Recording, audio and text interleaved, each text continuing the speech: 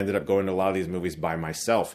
And I'm glad I did, because I realized that it's actually a lot of fun to go to the theaters alone sometimes and have this very personal experience. And I had that again tonight, seeing this film by myself. There was nobody in the theater, but that's because I went at like 11 p.m. at like a smaller theater. I'm sure this movie will do very, very well. And over the years, the first film has become a favorite of mine that I go back to every once in a while. I think it's a really fun movie with incredible writing, obviously great fashion, something I clearly know nothing about, and great characters and great actors.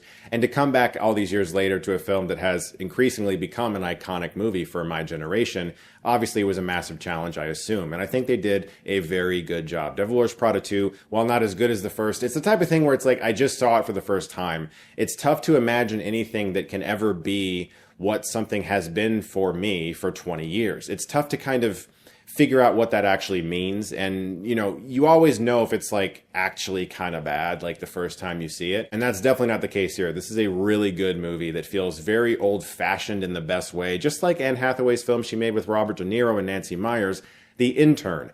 I love movies like this. I wish we saw so many more films where they close down New York streets, have big stars walking around through traffic, and go all over the globe to make movies where people actually feel like they went to the theater for a reason and they got to spend money to see a movie that looks like a real movie on the big screen. That being said, this film does look a little bit too digital and glossy for my taste. I really do wish it was a little more filmic. You've probably seen a lot of the discourse that's been happening on the internet as of late about why movies don't look as good as they used to. And it's not just about film. It's not just about lighting. It's a production design thing. It's a set decoration thing. It's a costuming thing. It's everything, really. There's so many, there's a lot of crews nowadays who are younger, actually don't know how to make films the way they used to because they're not taught that way as much anymore. And there's all kinds of things that we could talk about. And yeah, this movie doesn't look as good as the original. But it's the type of thing that once you settle into it, you're not really thinking about it because the characters on the screen and the writing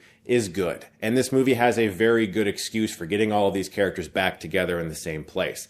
Initially, it starts off just a little rocky and figuring out like, why are we here and why are we back with Miranda and why are these characters here? But as soon as like the central conflict begins and you realize that it's not just about Miranda being sort of a villainous presence. It's that there is a bigger bad, which of course is a great idea if you want to humanize Miranda more and make her feel like, okay, even she could be vulnerable. She could even be a bit of an underdog. It's no longer about two assistants trying to impress this amazing person. It's that she's got someone she has to impress as well. It's a really good idea to subvert expectations for her. And I was impressed at the midpoint because I knew that something was going to happen. There was like this announcement that was going to be made. And I was like, there's no way this announcement is going to happen in the way these characters think it will, because the movie will just continue to be this easygoing film where no one's ever challenged.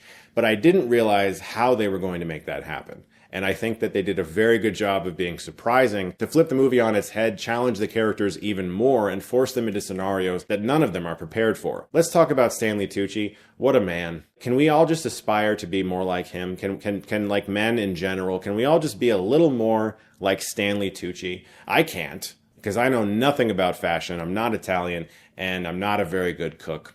And I guess I could learn to do those things better. That's it, right? We all learn to be better. As great as Meryl Streep is, and as great as Emily Blunt is, and they are great, a big takeaway for me in this movie is just how awesome Anne Hathaway is. This is an actress that's been kicking ass in movies for a very long time, and she's still really, really good.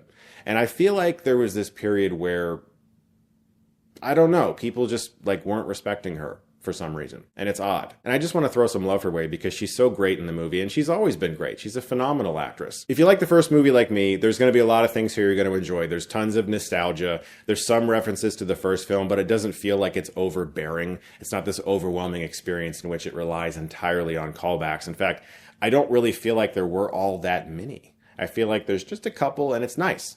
For the most part, though, these characters do feel very lived in because we haven't seen them for 20 years.